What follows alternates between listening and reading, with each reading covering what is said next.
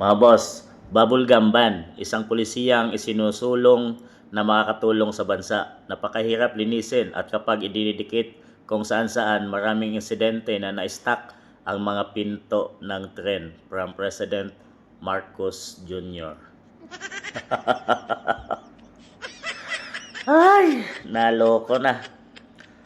Mga boss, sa dami ng problema ng bansa, mas tinutukan pa ni PBBM yung bubble gum.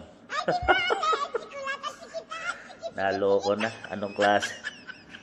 Mga boss, okay din yan, yung bubble gum. Alam natin na isang batas din yan sa Singapore, bansang Singapore, kung saan pinagbabawal yung pagkain at pagtapon ng kung saan-saan ng bubble gum.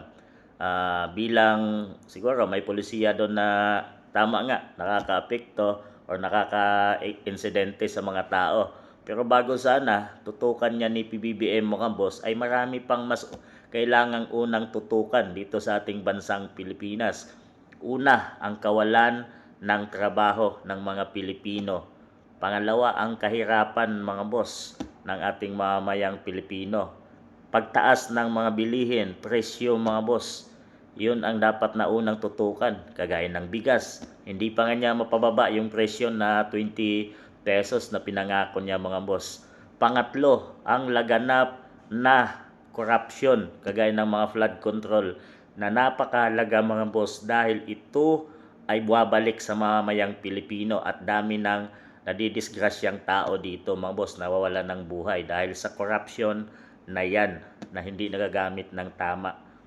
Maraming pwedeng unahin at gawing tutukan ni PBBM dito sa ating bansang Pilipinas. Pero ito talaga yung kanyang unang tinutukan ngayong 2026 mga boss. Bubble gum policy. Bawal na siguro kumain ng bubble gum at magtapon kung saan-saan mga boss. Nako.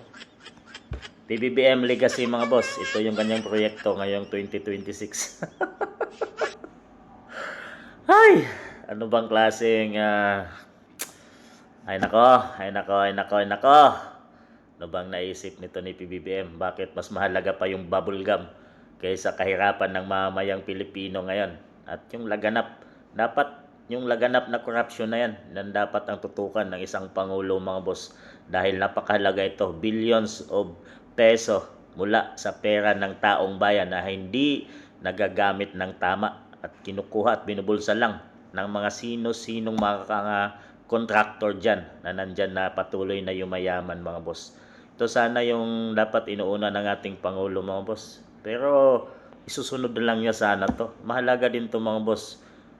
Pero dapat may mahalaga pang unang tutukan ang ating Pangulo ng bansang Pilipinas. Kayo mga boss, ang ayon ba ito sa bagong policy rule na bubble gum ban ni PBBM mga boss?